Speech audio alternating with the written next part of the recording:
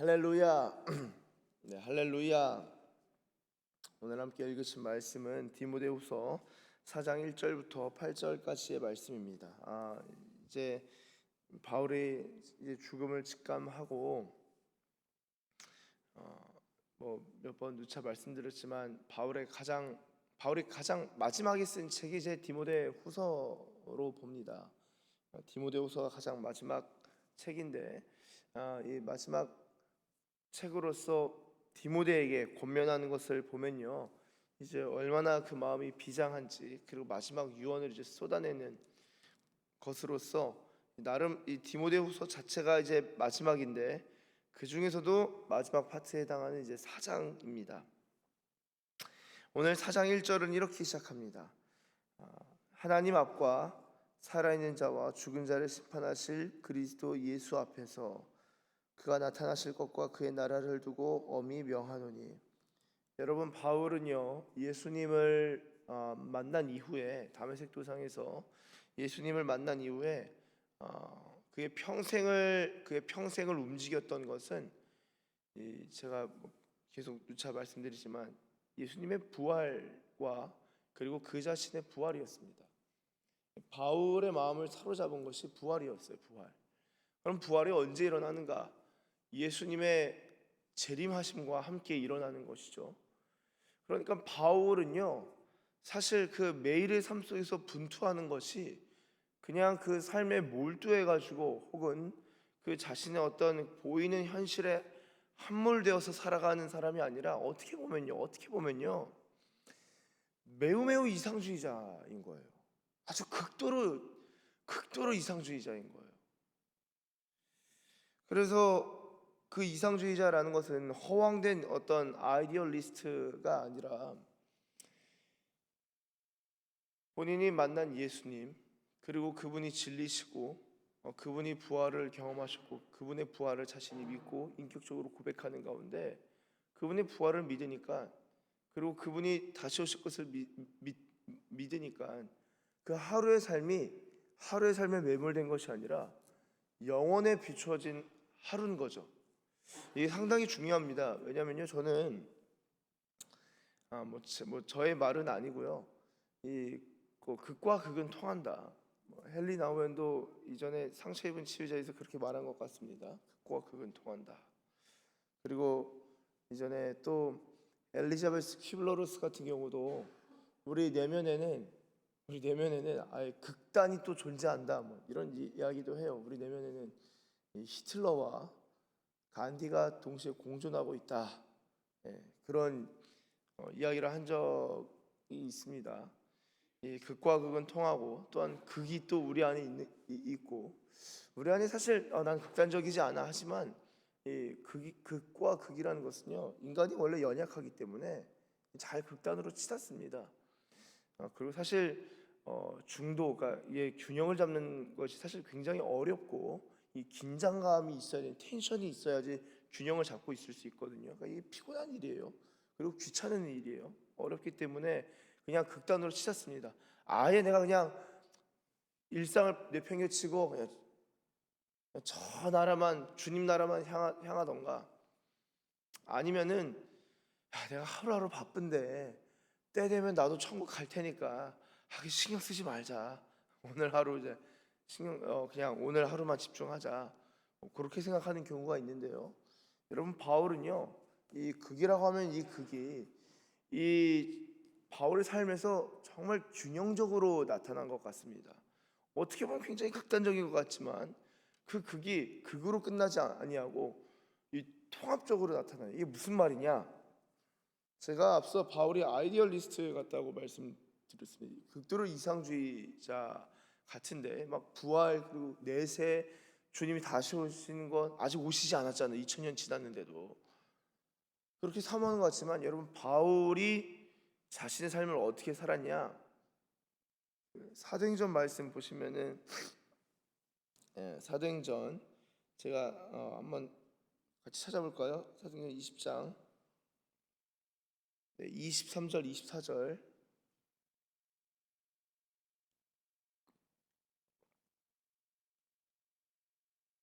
사도행전 20장 23절 24절 제가 읽겠습니다. 오직 성령이 각 성에서 내게 증언하여 결박과 환난이 나를 기다린다 하시나.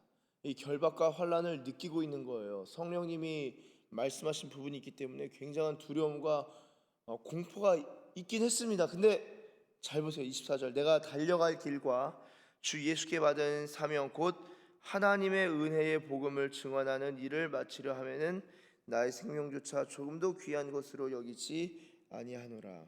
이 내가 달려갈 길과 이 사명에 있어서 그냥 나 열심히 살아가야지가 아니에요.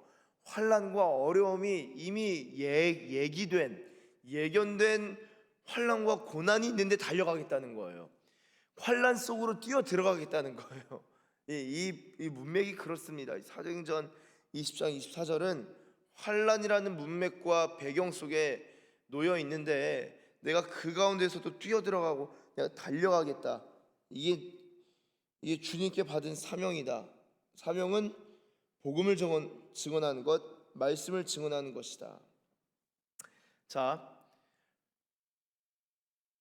하나님의 나라에 있어서 자신이 정말 그것을 느끼고 경험하면서 하나님의 나라와 영원한 나라의 모든 가치를 진정으로 두는 사람은요, 오늘 하루에 있어서 내가 어떻게 신경 써, 하나님 나라만 생각해야지가 아니라 하나님 나라와 영원한 나라와 주님 다시 오실 것을 진정으로 믿고 따르는 사람은 오늘 하루 달려갑니다. 그러니까 진정한 리얼리스트가 되는 거예요. 아이디얼리스트가 아이디얼리스트로 그냥 끝나는 게 아니라, 만약에 이것이 그냥 헛된 이론, 공상 이론이라면은 그럴 수 있는데, 이것이 진리 말씀이고 이게 복음 진리이기 때문에 복음 진리의 큰 그림과 정말 하나님께서 이 역사를 향한 결론이 무엇인지를 알고 믿고 살아가면요, 이 하루의 삶 속, 매일의 삶 속에서 나에게 주어진 사명과 주님이 나에게 맡겨주신 직임이 무엇인지를 깨닫고 달려갈 수 있다는 거예요. 하루하루 그 달려가는 힘이 어느 정도로 내가 달려가는가, 환난과 저항이 하루하루의 삶을 이렇게 막 짓누르려고 해도 이 사명이 있고 이것이 얼마나 귀한 일인지 알기 때문에 정말 그 안에서 최선을 다해서 살아갈 수 있는 것이죠. 여러분, 바울이 그렇게 살았어요. 그렇기 때문에 제가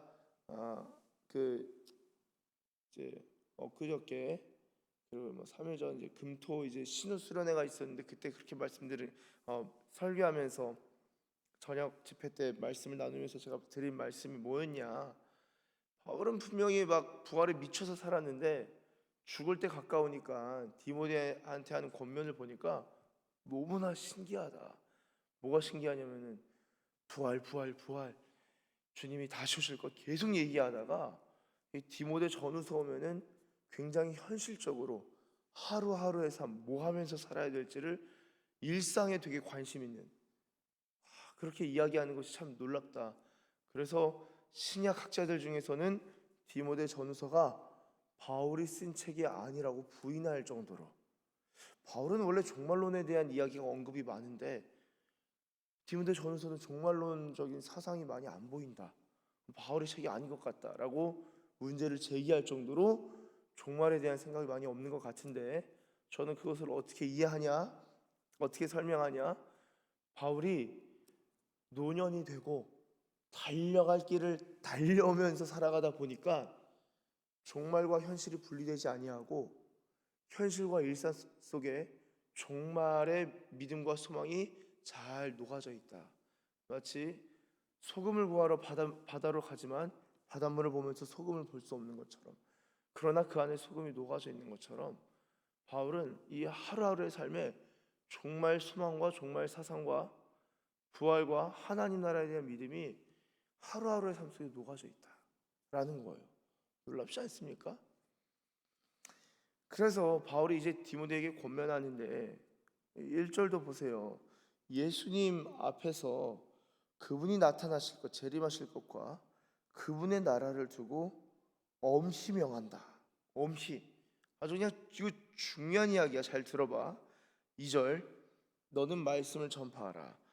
말씀을 전파하라는 거예요. 여러분, 아까 저희가 사도행전 말씀 읽을 때 주 예수께 받은 사명이 무엇입니까? 하나님의 은혜의 복음을 증언하는 일, 이것을 줄여서 말씀을 전파하는 것입니다.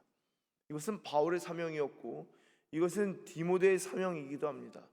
본인이 그렇게 살았기 때문에 하나님 나라를 추구하면서 달려오고 하나님 나라를 추구하면서 매일매일을 최선을 다했기 때문에, 그리고 그 최선을 다하는 것이 말씀을 전하는 일이었기 때문에 자신이 사랑하는 아들, 영적인 아들 디모데에게도 말씀을 전파하라 이야기하는 것입니다.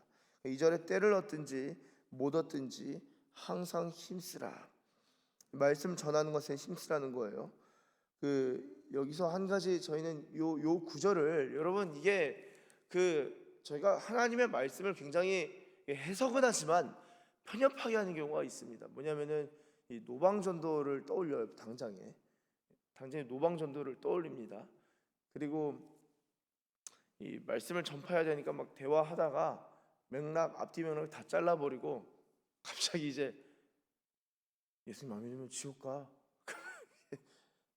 그런 경우가 있어요. 저희 어머니도 이제 제가 같이 이렇게 대화하다가 갑자기 막 복음을 막 전하시는 경우가 있어요. 이렇게 갑자기 저 사람 너무 당황하면 어떡하지? 이렇게 대화하면서 이제 저는 이제 막 도입부터 해서 딱 생각하다가 어머니 갑자기 결론 쫙 들어가시면은 같이 대화하다가 어떡하지 싶은데, 또 이제 연세가 있으시니까 또 젊은 저희 또래나 뭐 또 이제 청년들이 이렇게 네 또 듣기도 합니다. 또 밖에서 이제 노방 전도도 하셔요. 가정 방문해서 전도도 하시고 어머니가 노방 전도도 맞습니다. 그런데요, 여러분 이 바울이 말하는 것, 바울이 말씀을 전하고 때를 얻든지 못 얻든지에는요 성경 공부도 들어가 있어요, 사실. 그러니까 바울이 성경 공부할 수 있는 상황이 되어서 이게 말씀을 가르치는 것이 아니라 회당에 들어가서 기회를 얻었을 때, 발언의 기회를 얻었을 때 복음을 전하기도 하고, 또한 아시겠지만 뭐 루디아 같은 경우도 사실은 이게 전도하기가 쉽지 않았는데 기도할 곳을 찾고, 그러다가 이제 저기서 기도해야겠다 해서 강가에 나가서 기도할 곳을 찾아서 있어서 이 아낙네들과 대화를 하다가 뭐 어디서 왔어요? 뭐 하러 왔어요? 유대인이에요? 그래요? 랍비였어요? 그러면서 그러면은 말씀 이거 어떻게 이해할 수 있을까요? 그런데 이런 게 메시아에 대한 이해고, 이렇게 대화를 한 거. 그리고 그 사람들이 초대해서 같이 더 듣고 싶습니다. 전도가 되어서 그 이후에 더 본격적으로 말씀을 가르치는 것, 그러니까 성경 공부까지 이 내용에 포함된다라고 할 수 있어요. 사실 때를 얻는 기회가 있을지라도 기회가 없는 경우더라도 말씀을 전할 수 있을 때 말씀을 전하는 것, 이것이 단순히 노방전도로서 이것을 이해하는 것이 아니라 바울이 살아왔던 삶에 비추어서 이해해야 되는 구절입니다. 자, 바울이 그렇게 살았어요. 그렇기 때문에 디모데에게도 때를 얻든지 못 얻든지 항상 힘써라. 참 놀라운 게 범사의 오래 참음과 가르침으로 경직하며 경계함에 권하라. 이게 무엇입니까? 교육과 양육과 교훈에 있어서는 범사의 오래 참음이 필요하다. 여러분, 이 복음으로 살아가는 삶에 이거는요 그냥 뭐 하루 그냥 팍 힘써서 되는 게 아닙니다. 지난주에 이제 신우 수련회 금요일 토요일 진행했는데요, 수련회 끝나고 나서부터는요, 그때는요 그날 하루 최선을 다해서 이제 사역을 해야 되는 거고요, 그날 끝나면 그다음부터 또 매일매일 최선을 다해야겠지만 인내, 범사의 오래 참음을 기본으로 해야 됩니다. 저는 예전에 하루 한 방에 끝나기를 늘 바랬던 사람이었어요. 바로 그냥 막 영안 열리고 그냥 환상 보고 뒤집어지면은 얼마나 좋을까. 방언 다 막 터지고 막 그냥 신비체험하면 얼마나 좋을까. 그런 적도 있어요. 그런 적도 있고 떼굴떼굴 그러기도 하고. 그런데 기본적으로 말씀에 대한 양육이 없고, 그리고 또한 매일의 삶 속에서 주님을 추구하는 게 없으면요, 이거 굉장히 힘든 일이에요. 제가 그게 대표적으로 어떻게 이야기할 수 있냐. 저 이제 철야를 좋아했어요. 철야 탁 하고 막 탁 기도하고 막 장시간 기도하고 하면 막 너무 좋거든요. 그리고 그 다음 날은 피곤해가지고 해롱해롱 되는 거예요. 계속 철야했으니까 해롱해롱. 그러니까 어려워요. 그 또 번쩍이는 정신으로 살아가는 게 쉽지 않습니다. 그러니까 이제 그런 것들을 막 반복하고 뭐 어렵습니다. 제가 하여튼 어려워요. 뭐 아침까지 뭐 해롱해롱 되면서 이제 때로 그러니까 철야하고 잠깐 잤다가 그 자리에서 또 계속 이제 기도해요. 하여튼 일상이 쉽지 않습니다. 그때 이제 제가 학생 때였으니까 가능한 거고, 예, 매일 그렇게 사는 건 쉽지 않습니다. 근데 기본적으로 복음의 사람이 살아가야 하는 스탠스가 범사의 오래 참음이라는 이 인내와 오래 참음을 꼭 가지실 필요가 있다. 사람을 대할 때도 오래 참는 게 필요하고요. 내 자신의 신앙의 성장에 있어서도 내 자신에 있어서도 인내가 좀 필요한 것 같아요. 기다려주는 것, 내가 성장하는 데 있어서 아주 중요합니다. 이 교육과 양육에 있어서. 그러면서 이제 3절 때가 이르리니, 그러니까 마지막 때에 대한 이야기를 합니다. 예, 사람이 바른 교훈 받지 아니하고 귀가 어려워 자기의 사욕을 따를 스승을 많이 두고 또 그 귀를 진리에서 돌이켜 허탄한 이야기를 따르리라. 자, 그러한 상황 속 그러한 마지막 때에 있어서 5절, 그러나 너는 모든 일에 신중하여 고난을 받으며 전도자의 일을 하며 네 직무를 다하라. 굉장히 하루하루 너의 맡겨진 것에 최선을 다하라. 마치 뭐 사과나무를 심어라. 오늘 종말이 오면 나는 뭐 할까? 사과나무를 심어라. 아주 그런 이야기를 지금 바울이 디모데한테 해주는 거예요. 그리고 6절, 전제와 같이 내가 벌써 부어지고 나의 떠날 시각이 가까웠도다. 참 제가 이 바울을 생각할 때 이 6절을 많이 생각하는데요. 전제는 이제 포도주를 일종의 이 제물에 붓는 겁니다. 그러니까 향이 날 수 있도록 하는 것이고, 그리고 이 제사의 마지막 단계에 해당되는 거죠. 그러니까 자신의 삶이 주님 앞에서 다 부어졌다는 거예요. 남은 엑기스까지도 주님 앞에 지금 다 드려졌다는 거예요. 그리고 교회 위에 부어졌기 때문에 교회의 향을 내는 자신의 마지막이 주님 앞에 드려지고, 그리고 또 교회에 드려졌기 때문에 이제 나는 이제 거의 이제 끝났구나.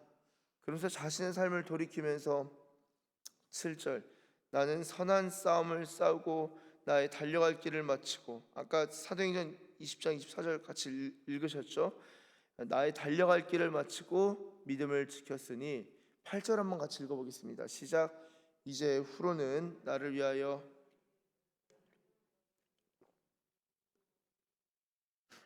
그날은 내게 주실 것이며 내게만 아니라 주의 나타나심을 사모하는 모든 자에게 도니라. 아멘. 여러분, 이 진짜 놀라운 말씀입니다. 자, 왜냐면요, 자신이 최선을 다해서 선한 싸움을 싸우고 달려갈 길을 마치고 믿음을 딱 지킨 거예요. 인생. 그러니까 바울의 인생은요, 이거 성공한 인생이죠. 생각해 보세요. 자신이 인생에 목표하는 바가 있어요. 그리고 목표하는 바를 위해서 열심히 달려왔어요. 근데 그 목표하는 바를 지금 이뤘다는 말이에요. 자신이 이제 죽기 전에 내 인생 딱 돌아보니까 나 성공했다 이 말입니다. 자신이 목표하는 바를 지금 얻었다는 거예요. 왜냐? 8절, 후로는 의의 면류관이 예비되었다.